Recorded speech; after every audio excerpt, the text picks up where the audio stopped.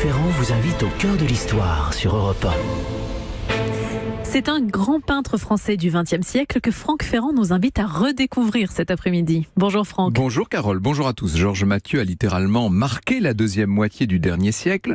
Je suis heureux de pouvoir évoquer son œuvre et sa personnalité cet après-midi en compagnie de deux invités. Notre spécialiste de la peinture Serge Le Guin. Évidemment, on n'aurait même pas imaginé autrement. Et puis le galeriste Franck Prazan qui connaît comme personne les grands peintres des années 60-70. Il s'apprête d'ailleurs à exposer très bientôt, il nous l'expliquera, une toile majeure de Georges Mathieu. Et puis tout à l'heure, pour finir l'émission, je reviendrai aux origines de l'expression se mettre sur son 31, expression parfaitement adaptée à notre personnage.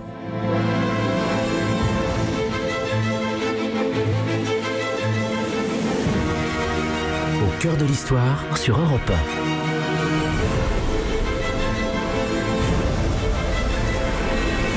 1. Franck Ferrand.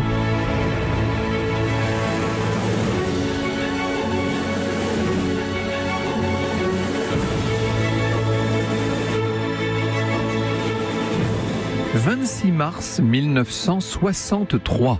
Cela fait 2 ans que le musée, moins de 2 ans d'ailleurs, que le musée d'art moderne de la ville de Paris s'est installé dans l'aile orientale du très art déco Palais de Tokyo, qui est un souvenir de l'Expo universelle de 1937.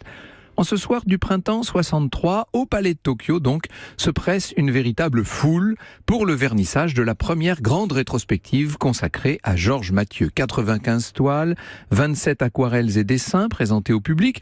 On peut parler d'un grand événement car il est assez rare, surtout à l'époque, qu'une rétrospective soit consacrée à un artiste vivant. Or, le peintre en question, Georges Mathieu, n'a que 42 ans en 1963. D'ailleurs, regardez-le, il est là, au milieu du public. On ne peut pas le manquer avec sa grande moustache.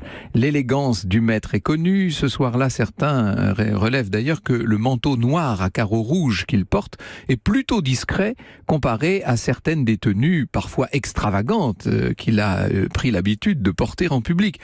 Cela n'empêche pas les plus parisiens des invités de murmurer. On est moqueur à Paris, vous savez, mais c'est un poisson-chat, dit-on.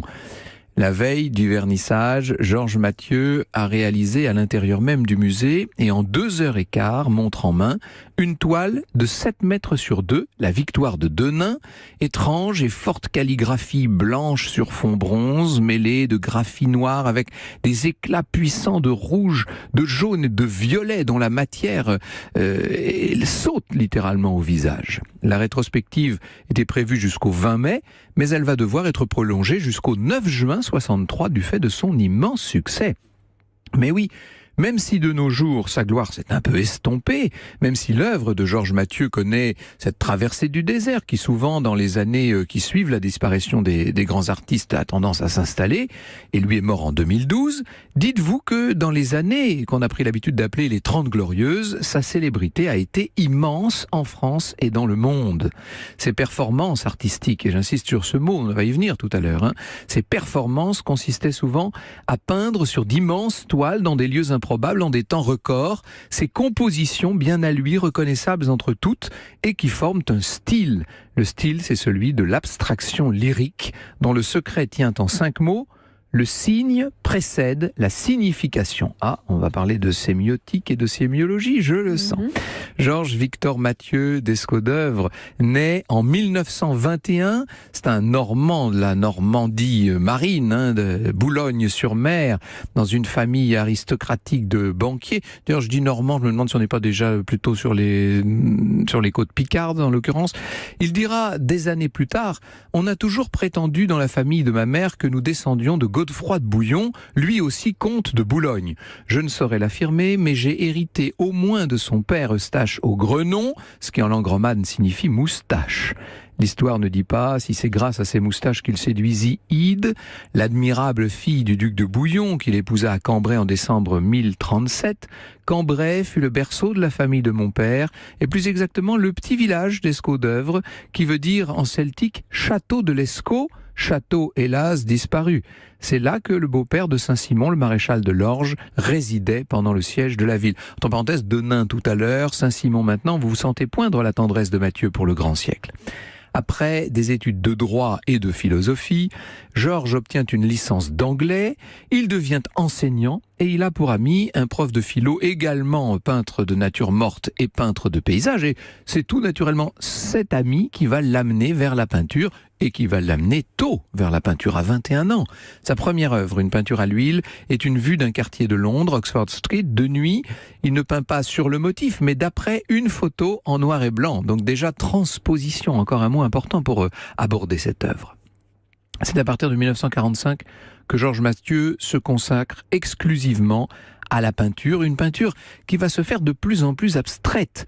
Il vide des boîtes de peinture liquide sur les toiles en formant une sorte de langage, d'arabesque, de graphie, je vous le disais, de signes, tout simplement. En 1947, il expose pour la première fois au Salon des Réalités Nouvelles à Paris. Il invente là un nouveau mouvement. Dans l'ouvrage De la révolte à la Renaissance, au-delà du tachisme, voici ce qu'écrit Georges Mathieu, je le cite. C'est dans un esprit de refus catégorique d'accepter tout lien avec les théories et les formes néoplasticistes et constructivistes qui commençaient enfin à être connues et à ressurgir après plus de 25 ans de vie souterraine, rencontrant de la part des nouveaux venus de la critique un enthousiasme naïf, d'autant plus naïf que leur indifférence à ce qui se passait du vivant sous leur vivant sous leurs yeux était grande. C'est à cette époque, je reprends la phrase à ses débuts, c'est dans cet esprit de refus catégorique que, en 1947, j'entrepris de donner un nom à cette forme d'art que nous n'étions alors que quelques-uns à représenter en France, l'abstraction lyrique, et d'en organiser les premières manifestations de combat. Le mot est lâché. Avec des peintres américains qui à l'époque sont encore très méconnus en France, Jackson Pollock, Mark Rothko bien entendu, Mathieu organise des expositions collectives dans des galeries parisiennes. Il est le premier à monter en France des expos où l'on voit l'œuvre de peintres américains. Or, il commence à vendre et à 29 ans, sa première exposition personnelle est organisée dans une galerie parisienne, la galerie René Drouin. Parmi les premières personnalités qui remarquent le travail de Mathieu figure un certain André Malraux. Malraux qui parle de véhémence soufrée pour qualifier les œuvres de Mathieu. Plus tard, il dira de lui qu'il est le calligraphe de l'Occident. On ne dira jamais mieux. Georges Mathieu écrit dans Désormais seul en face de Dieu, on est là en 1998, de toutes les personnes que j'ai eu le privilège de connaître au cours de ma vie et parmi les plus hautes autorités dans les domaines de l'histoire, de la médecine, de la religion, de la littérature, de la philosophie, des sciences ou des mathématiques, c'est Régine Pernoud et André Malraux qui m'ont le plus étonné par l'immensité de leur savoir et leur incommensurable curiosité, ainsi que leur quête de l'absolu. Même si le style évolue, il expérimente la technique du tachisme, des taches de peinture sur la toile. Georges Mathieu est en train de se faire un nom, sa réputation est en train de dépasser les frontières françaises. La première expo particulière de Mathieu est organisée à New York en 1952. L'Art Institute de Chicago, le musée Guggenheim de New York vont acheter certaines de ses œuvres, il devient célèbre. Le magazine Life veut faire un reportage sur lui et pour cela, l'artiste choisit le parc du château de Jean Larcade, le directeur de la galerie Rive Droite, un des pionniers français en matière d'art contemporain à Saint-Germain-en-Laye. Il va peindre là les Capétiens partout. 1h20, parce que ça compte de savoir en combien de temps est réalisé ce qui est une performance. À l'instar de ce décor, Mathieu désormais va de plus en plus réaliser des performances ailleurs que dans son atelier. Il crée l'événement. N'oubliez pas l'époque à laquelle tout ça se situe. On fait des événements. On va s'approcher de l'action painting. On en parlera tout à l'heure. C'est un des précurseurs du happening. Mathieu, son intérêt, sa volonté, sa façon d'être, c'est de surprendre.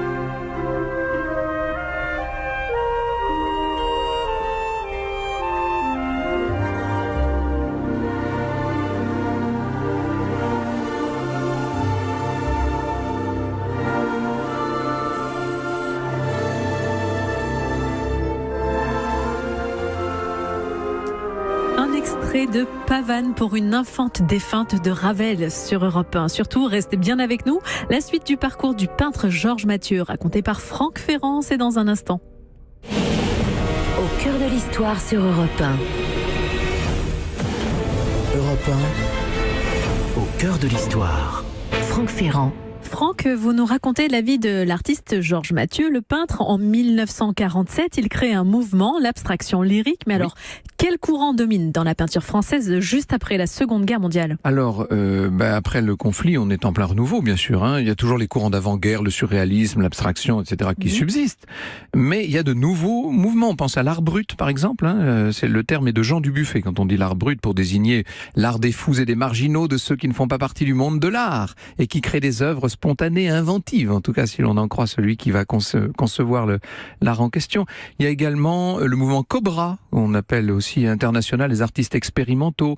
En réaction à la querelle entre abstraction et figuration, ce mouvement Cobra va essayer de s'imposer. Il va pas durer très longtemps, c'est de 48 à 51. Alors, à partir du milieu des années 50, Georges Mathieu enchaîne les performances. En mai 56, une nuit de la poésie est organisée à Paris, place du Châtelet, au théâtre Sarah Bernard. Et sur la scène, devant 2000 personnes, Georges Mathieu va réaliser en moins d'une demi-heure une œuvre sur une toile qui fait 4 mètres de haut sur 12 de long. Il dispose pour cela de 800 tubes de couleurs, de pinceaux de différentes longueurs, d'une échelle roulante qui lui permet de se déplacer rapidement, de peindre à une hauteur moyenne de 3 mètres du sol. Nous allons voir dans un instant avec Franck Prazan à quel point certaines des performances de Mathieu pouvaient se comparer quasiment à une chorégraphie d'une certaine manière. Il y a une mise en scène du geste. L'année suivante, à Tokyo, il réalise 5 toiles la première journée et 15 la deuxième journée. Le troisième jour, 1 heure avant le vernissage de ce qui doit être l'exposition de tout ce qu'il a fait, il réalise en kimono dans la vitrine d'un grand magasin une fresque qui va faire 15 mètres, je dis bien 15 mètres de long. Dans une interview en 2002, Georges Mathieu nous dit « Cela a été un triomphe total. J'ai fait 13 émissions de télévision. Chaque fois que je sortais dans la rue, on me demandait des autographes. Le premier jour, j'ai peint 21 toiles, dont une de 15 mètres. Ils ont été étonnés que je peigne directement avec les tubes. Ils ont été étonnés de ma rapidité. » Vous voyez, toujours cette... Il n'y avait pas de lieu plus prédisposé, plus prédestiné que le Japon pour justement préparer le geste et l'accomplir en public. C'est la quintessence même de la civilisation japonaise. Alors, il va peindre également à Osaka, sur le toit d'un immeuble, etc. Les vernissages de Mathieu sont également l'occasion de surprendre. Je ne perds pas le fil de ce récit. Surprendre. Lorsqu'il présente le couronnement de Charlemagne, peint sur fond d'or, et d'autres œuvres sur le thème des Carolingiens, Georges Mathieu se déguise en Charlemagne. Il est paré de tous les insignes impériaux, robe de cour violette ornée de passementerie argent. Il s'assied sur un trône, et le trône en question, c'est la réplique de celui d'Aix-la-Chapelle, le fameux trône de l'empereur. Jean d'Ormesson, dans Le Point, en avril 1973, écrit « L'audace des vêtements, la somptuosité du décor, l'insolence peut-être timide des princes, le goût de la fête et d'une certaine provocation, ce qui frappe d'abord en Mathieu, c'est le dandysme. Dans son interminable voiture d'une série dépassée jusqu'à l'extrême élégance, dans ses tissus mauves et rouges, dans ses dorures monarchistes, Mathieu le plus souvent est en représentation. L'avez-vous vu bondir, le bras tendu, le visage peinturluré, avec de folles pirouettes au son d'une musique mi-exotique, mi-classique ? Dans sa peinture comme dans sa vie, c'est un aristocrate du mouvement, de l'énergie, de l'arabesque et de la tension. Encore un mot très important. Néanmoins, les performances, qui sont toutes aussi spectaculaires les unes que les autres, ne sont pas toujours comprises par le public, et d'autant plus que Mathieu n'a pas sa langue dans sa poche lorsqu'il s'agit de répondre à ses détracteurs. Il ne cache pas être catholique, royaliste, bref, dans un monde artistique à l'époque très à gauche, il s'affiche clairement à droite. Il écrira des années plus tard « Certes, les imbéciles m'ont reproché depuis 30 ans de peindre en public et de me laisser photographier à cette occasion. La dernière notice écrite sur moi il y a 10 jours qualifie mon lyrisme d'ostentatoire. Comment donc peindre en public sans être taxé d'exhibitionnisme par les inspecteurs de musée? Lorsque la création picturale se fait en public au vu, au su de tous, révélant pour la première fois dans l'histoire ces mécanismes ou ces mystères les plus secrets, trahissant les angoisses, les hésitations, les faiblesses, les remords, les fautes même de l'artiste, qui jusqu'alors les vivait en cachette dans la solitude de son atelier, Je prétends qu'il y a tout à gagner pour les critiques d'art, pour les inspecteurs de musées et pour tous les vrais amateurs. Vous comprenez le caractère incroyablement révolutionnaire d'une démarche comme celle-là. Georges Mathieu est sollicité dans le monde entier, toutes les capitales se l'arrachent. Là, on le voit en Californie, à New York, il peint 14 toiles en 3 heures dans les sous-sols de l'hôtel Ritz-Carlton, à Rio, Sao Paulo, Buenos Aires, Beyrouth, Jérusalem. Il peint en des temps records. À Düsseldorf, il exécute l'abduction de l'empereur Henri IV devant les membres de l'Académie des Beaux-Arts de Düsseldorf. À Rio, il peint accompagné de danseurs afro-brésilien. C'est un véritable spectacle, je vous dis. Il laisse à chaque fois une œuvre de sa série Les Batailles. En Angleterre, il va par exemple réaliser évidemment la bataille d'Hastings. Au Liban, une œuvre intitulée Saint-Georges terrassant le dragon. Il donne également des conférences, il donne des interviews, etc. avec des tableaux qui se vendent des fortunes, des millions de francs de l'époque. Et il ne fait pas que de la peinture. À Ravenne, en 6h35, il va réaliser une mosaïque de 7452 pièces qui s'appelle Hommage à Odoacre. Odoacre du nom de ce soldat de l'Empire romain du 5e siècle. En 1900, on est en plein évidemment dans la mosaïque. En 1962, pour le musée des arts décoratifs, il réalise un monumental portail d'honneur, portail de 12 mètres sur 16, orné de 4 sculptures, avec un lit d'apparat de 4 mètres sur 7 surmonté d'un immense baldaquin. Et puis, il écrit toutes sortes d'ouvrages également. Il donne beaucoup d'interviews, il écrit des ouvrages où il théorise la fameuse abstraction lyrique. Ces œuvres portent toujours des titres liés à l'histoire. Vous comprenez pourquoi ils nous intéressent tout particulièrement. Toutes les époques sont concernées. L'Antiquité avec le cycle, l'Antiquité, on va dire le Haut Moyen-Âge avec le cycle d'Attila, le Bas Moyen-Âge, vers la fin des années 50, il réalise une série hommage aux Templiers, avec notamment une œuvre intitulée La bataille de Tibériade, en référence à la défaite de Guy de Lusignan à Tibériade en 1187. Et puis l'époque moderne, pour un studio de télé de la rue Cognac-Jay, il peint le massacre de la Saint-Barthélemy accompagné par un batteur de jazz américain. Au début des années 60, il va réaliser la série des pompes et des supplices. Dans ces séries se trouvent l'écartèlement de François Ravaillac, assassin du roi Henri IV, l'entrée de Louis XIII et de la reine Anne d'Autriche dans Paris le 14 mai 1616, à leur retour de Bordeaux. Vous voyez des références directes à la grande chronique nationale qu'il connaît par cœur.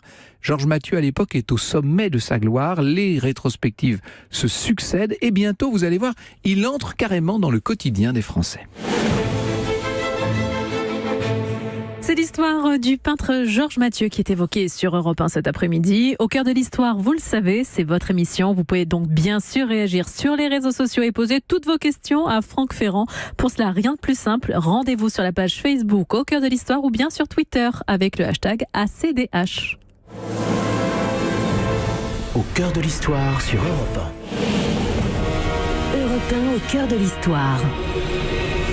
Franck Ferrand. Nous sommes au cœur de l'histoire de Georges Mathieu, le peintre aux multiples talents et surtout maître de l'abstraction lyrique avec une précision du geste sans pareil. Nous sommes en 1960 et donc il connaît un franc succès confirmé par les Français. Oui, et cette décennie des années 60 va être celle de la gloire, vraiment avec toutes sortes de commandes prestigieuses. Je vais parler de la rétrospective du Palais de Tokyo. En 63, même année, il réalise une fresque de 20 mètres sur 6 pour la Maison de la Radio, qui vient juste d'être terminée, le grand bâtiment rond. C'est Cocteau d'ailleurs qui l'a convaincu, qui lui a dit « Dans les musées, on ne sait jamais si les œuvres acquises seront toujours exposées. Aussi, les fresques, c'est plus sûr. » C'est bien vu, je trouve. Georges Mathieu cumule les projets. Il réalise des tapisseries pour les Gobelins, dont une pour l'expo universelle de Montréal, vous savez, l'hommage à Nicolas Fouquet. Il participe à l'élaboration du nouveau village de Castelarras, dans le midi de la France. Il dessine des plans d'une usine pour un industriel. On le voit faire des séries d'assiettes pour la manufacture de Sèvres. Et des affiches pour Air France également. Autant vous dire, vous imaginez, des affiches pour Air France, elles sont vues dans le monde entier. Il crée 18 médailles pour la Monnaie de Paris, dont certaines sont tout simplement somptueuses. En 73, il va concevoir pour l'Opéra de Berlin les décors de Barbe Bleue de Béla Bartók. Il réalise aussi des bijoux, etc. L'un de ses fans, si je puis dire, un des admirateurs du peintre, c'est le nouveau président de la République, Georges Pompidou, qui est d'ailleurs par ailleurs grand amateur d'art contemporain, vous le savez, avec son épouse. Alors, pour autant, On pourrait croire que tout sourit à Georges Mathieu, ne croyez pas cela. Il est très loin de faire l'unanimité. En novembre 68, il y a même un incendie d'origine criminelle qui se déclare dans son hôtel particulier du 16e arrondissement et l'atelier est détruit à ce moment-là. Dans les années 70, il y a donc ces deux projets auxquels je faisais allusion tout à l'heure. D'abord, à l'issue d'un grand concours, il crée la nouvelle pièce de 10 francs en 1974. On a beaucoup parlé de cette pièce et c'est vrai qu'elle était spectaculaire. Léonard de Vinci ou Benvenuto Cellini avaient créé des pièces à la Renaissance. Eh bien, voilà maintenant Georges Mathieu qui crée sa pièce, réalisée, diffusée à plus de 660 millions d'exemplaires. Autrement dit, absolument tout le monde a un petit Georges Mathieu dans sa poche. Elle va rester 27 ans en circulation, hein, la pièce. Et puis, le 6 janvier 1975, les téléspectateurs vont découvrir le sigle de la nouvelle chaîne de télé, Antenne 2. Vous savez, la création d'Antenne 2. Et le sigle a été conçu, bien sûr, par Georges Mathieu. C'est peut-être sa réalisation la plus célèbre. Il sera utilisé jusqu'en 1983, ce logo, dont la genèse a été difficile. Hein. Je cite Marcel Julien, qui, à l'époque, présidait aux destinées de la deuxième chaîne. Rien ne va jamais, disait Julien. On est dérouté par la rapidité vertigineuse avec laquelle il travaille et ensuite par le long temps de méditation et d'indignation rentrée ou explosive qu'il s'accorde. Tout son comportement de haut fournisseur du roi signifie que l'art est simple au véritable créateur, mais que la technique est sotte même aux authentiques ingénieurs. Il s'ensuit des séances itérative dans la cabine maudite où, à l'en croire, les verts deviennent bleus, les rouges bruns, les jaunes gris. Bluffés et un tantinet goguenards, les techniciens se sentent dépossédés par le génie exigeant, eux qui se savent mettre des couleurs approximatives. C'est seulement la veille du grand jour que Mathieu donne son feu vert. Le 7 mai 1975, l'humour toujours de Marcel Julien, merveilleux Marcel Julien qu'on regrette tant. Le 7 mai 1975, à 54 ans, Georges Mathieu est élu à l'Académie des Beaux-Arts, 31 voix, 7 abstentions. Il va faire là-bas des propositions dont le moins qu'on puisse dire est qu'elles font du bruit. Hein. Il voudrait rendre l'éducation artistique obligatoire dans tous les cycles de l'enseignement. Ce qui, d'ailleurs, petit à petit a fini par advenir, plus ou moins, me direz-vous. Il voulait remplacer le ministère de la Culture par une direction des Beaux-Arts, supprimer le Centre national des arts plastiques. Alors là, vous imaginez comme tous ses chers confrères sont ravis. Ou bien encore, restituer dans leur plénitude autonome les manufactures nationales. Autant de propositions qui à chaque fois levaient des bordées d'injures. C'était levé de boucliers à tous les étages, bien entendu. Georges Mathieu continue néanmoins, contre vents et marées, et parfois au milieu du brouhaha, à travailler énormément. Il peint, sculpte, réalise des médailles, des timbres, des affiches, la statuette de la cérémonie des 7 d'or. Rappelez-vous ce 7 très Mathieu, là, comme ça. Il écrit également, il est présent dans les musées du monde entier. Sa dernière grande exposition de son vivant est organisée en 2002 à la Galerie nationale du Jeu de Paume. Et donc, il disparaîtra 10 ans plus tard, à l'âge de 91 ans. C'était donc le vieux maître qui, à ce moment-là, s'éteint. Bonjour Serge Legars. Bonjour Franck. Merci beaucoup d'être avec nous. Bonjour Franck Prazan. Bonjour. Alors, vous connaissez-vous par cœur l'œuvre de Mathieu. Vous allez exposer une grande toile de Mathieu, là, très, très bientôt ? Oui, nous allons montrer à la Foire de Bâle, dans une section qui s'appelle Unlimited, qui est consacrée uniquement au grand format, un tableau monumental, une grande bataille. Ces tableaux auxquels vous faisiez référence, qui mesurent 2,50 m de haut par 6 mètres de long, au mois de juin prochain. Et la bataille en question, elle a été réalisée en public, elle aussi, hein, Elle a été réalisée en public en avril 1959 sur la scène du Fleischmarkt Theater, qui est le centre de la contestation de l'actionnisme viennois à ce moment-là, en public, sur une musique de Pierre-Henry. Et la geste de Mathieu participe à l'œuvre d'art en tant que telle. Voilà, c'est ça, c'est ce que nous allons voir. C'est une forme de chorégraphie, disais-je tout à l'heure, que propose Georges Mathieu. Il n'y a pas que le résultat. Nous voyons, le résultat de ce qu'il a fait. Nous voyons encore la toile. Il faudrait avoir le film de la prestation, bien entendu, Serge Legars. Mais ce qui est assez extraordinaire, c'est qu'on a plusieurs documentaires où on voit le travail de Mathieu en train de se créer. Et on voit à quel point, d'ailleurs, il a une science tout à fait extraordinaire. Vous parliez, Franck, de chorégraphie. C'est vraiment ça. On voit à quel point il prend possession de l'espace, à quel point il sait admirablement scénographié la façon dont il travaille face à toutes ces techniques nouvelles qui sont vraiment les bases de l'abstraction lyrique dont il est le grand-grand-père spirituel. Alors, on donne des noms de plus en plus au courant artistique à mesure qu'on avance dans le temps. Hein. Les noms d'abord ont été donnés par les historiens de l'art pour des périodes qui souvent étaient très très antérieures, puis par les critiques pour des périodes récentes, et puis là maintenant ce sont les artistes eux-mêmes qui se donnent eux-mêmes leur nom d'une certaine façon. Je dirais que c'est un petit peu la caricature du XXe siècle. Oui. C'est-à-dire qu'on a l'impression que les ismes se multiplient. Je prends qu'un exemple, on parle de l'orphisme pour deux artistes, c'est-à-dire Robert Delaunay et Sonia Delaunay, à eux seuls constituent l'orphisme. Donc c'est vrai que, à mon avis d'ailleurs, c'est un peu ce qui déconcerte une partie du public, c'est cette sorte de multiplicité des termes. Pour ce qui est de Georges Mathieu, on va avoir plusieurs termes, puisque le terme général, ça serait l'art informel, on a l'abstraction lyrique qui est vraiment une chose essentielle, et puis le tachisme dont vous avez parlé. Alors nous allons dans un instant revenir sur les différentes étapes de ce qui a été un parcours entièrement voué à l'histoire, parce que je trouve que cette thématique est essentielle quand on parle de Georges Mathieu.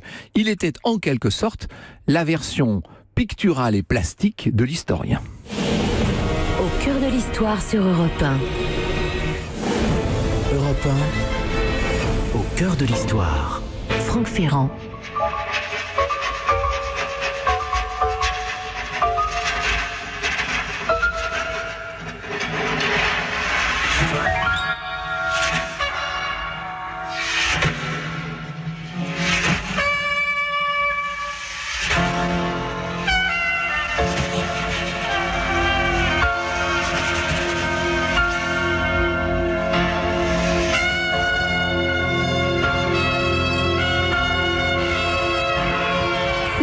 Parcours du peintre Georges Mathieu qui est retracé jusqu'à 15h sur Europe 1 et pour en parler, Franck, nous sommes en compagnie du conférencier des musées nationaux Serge Legat et du marchand de tableaux Franck Prazon. Alors nous avons effectivement deux grands connaisseurs autour de cette table. Ce qu'on est en train d'entendre là, c'est la bande originale du film, d'un des films sur Mathieu.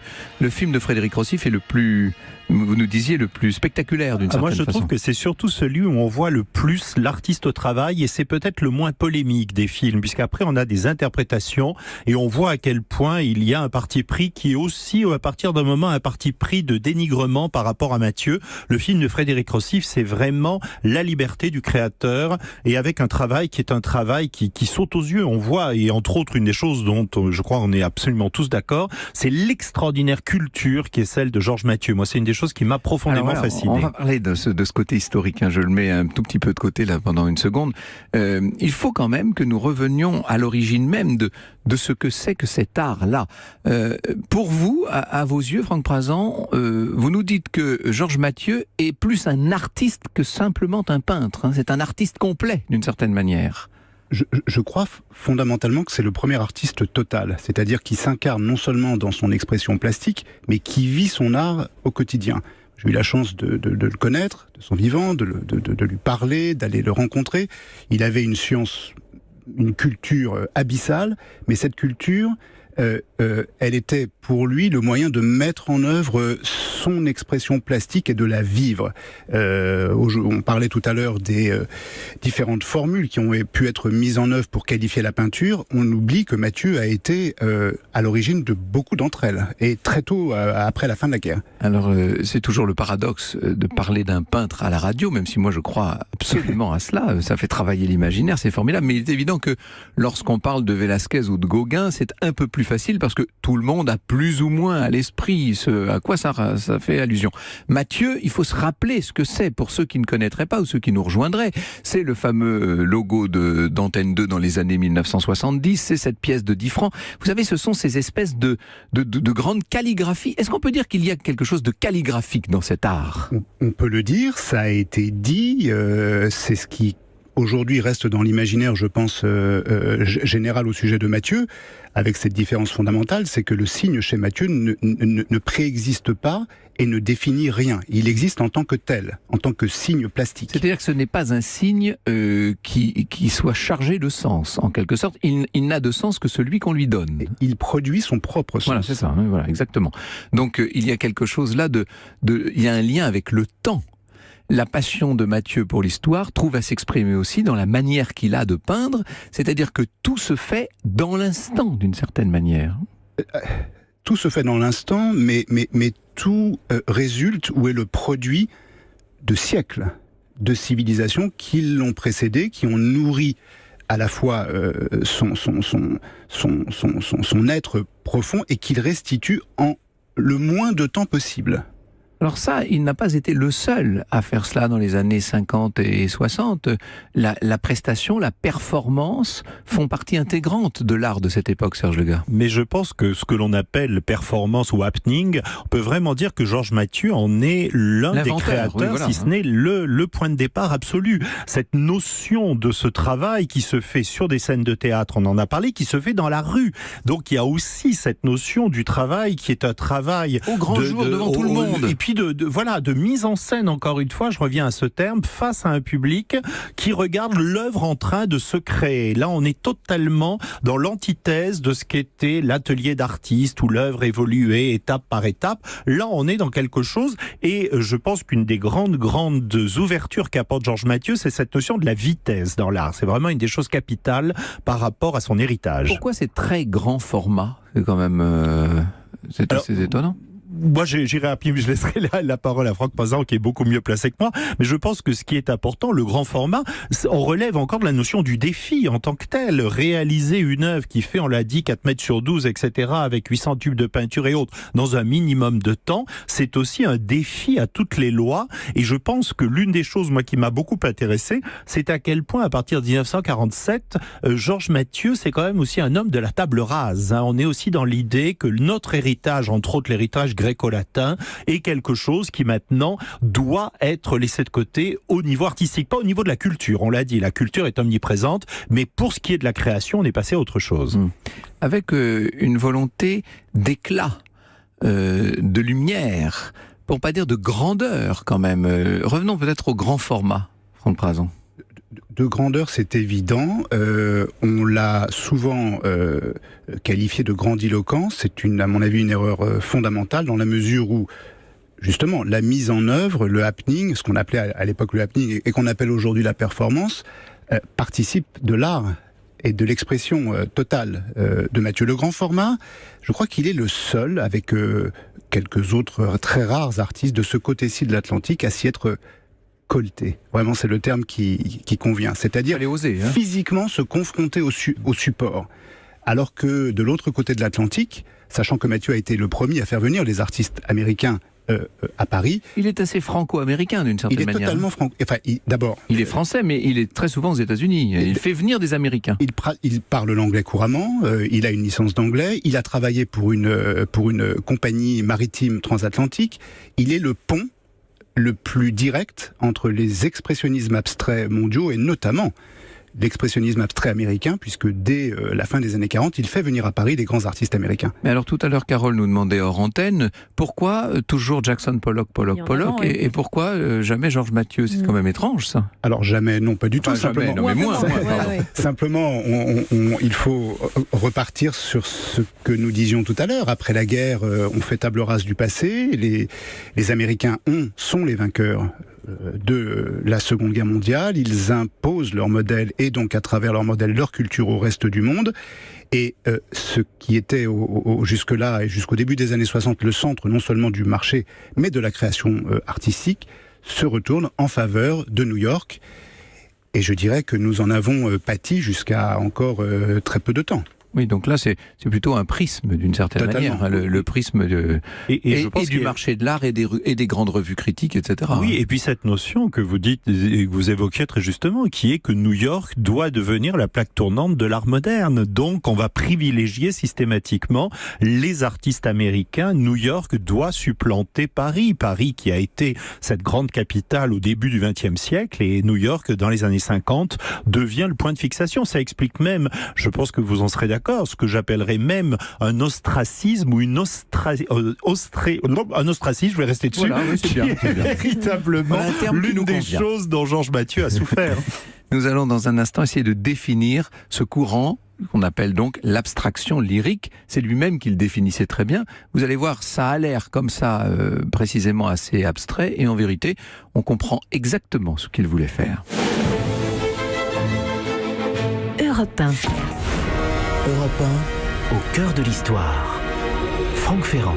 Et cet après-midi, nous nous intéressons à l'artiste très complet Georges Mathieu, avec vous, Franck, avec le marchand de tableaux Franck Prazan, ainsi que le professeur à l'Institut d'études supérieures des arts, Serge Legat. Franck Prazan, vous nous le disiez tout à l'heure, bien connu à titre personnel. Quel genre de personne était-ce derrière le personnage que les médias renvoyaient, cette figure avec cette grande moustache, ces tenues un peu voyantes? Très différent dans le privé, et je crois que c'est normal, puisque étant toujours en représentation à l'extérieur, il projetait une partie de son art à travers son personnage. C'était quelqu'un qui était, je l'ai dit, nourri d'une culture abyssale, qui aimait la restituer, qui aimait la partager, et qui avait une humanité totalement différente de celle qu'on voulait appréhender quand on s'intéressait à son personnage extérieur. Mais le personnage public, le personnage extérieur, agaçait beaucoup, Serge, il faut le dire. Ah oui, on peut trouver des phrases extrêmement assassines sur Georges Mathieu, mais je pense qu'en même temps, c'est aussi la rançon de la gloire à ce moment-là. Oui. Le personnage a quand même une image très narcissique, on parle de dandysme pour lui. Moi, il y a une phrase que j'ai trouvée, que je trouve d'une dureté totale. Un critique parle de lui en disant « le plus grand clown peintre depuis Salvador Dali ». Donc on associe et c'est aussi d'ailleurs injuste pour Salvador Dali que pour Georges Mathieu, puisqu'on ne voit plus que l'apparence des choses et on oublie le fond. Et ça, c'est le vrai problème, je pense, de ce qu'a été, dans les deux cas, de ce qu'a été totalement l'image de Georges Mathieu face à la critique et face au public. Alors, si on devait définir cette abstraction lyrique, je viens de le promettre à nos auditeurs à l'instant, Franck Prazan. D'abord, l'exécution, la rapidité, nous dites-vous, hein?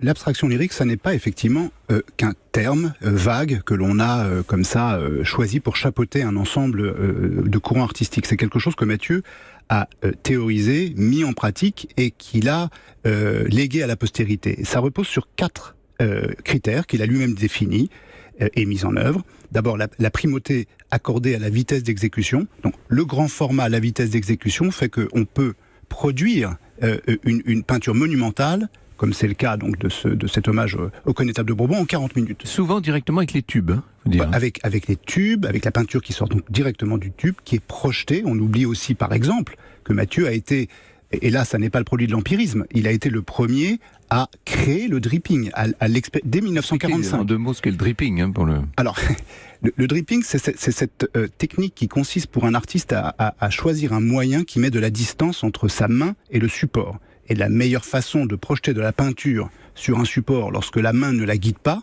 c'est donc de la laisser couler sur la toile. C'est ce que, tout à l'heure on parlait de Jackson Pollock, Mathieu fait ça il ne le fait pas par hasard.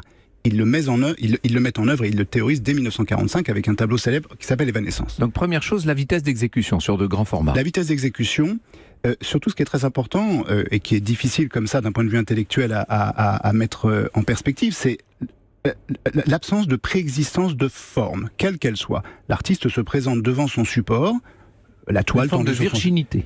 Absolument. C'est-à-dire, même s'il est le produit de sa culture, cette culture, au moment où il met en œuvre son geste plastique, doit avoir disparu. Donc il faut que les gestes soient en quelque sorte spontanés. Ils ne doivent pas être prémédités. Voilà, c'est ça. Hein. Ils sont guidés par une force extérieure que l'artiste recèle en lui. Il ne se présente pas en ayant une idée de ce qu'il va produire.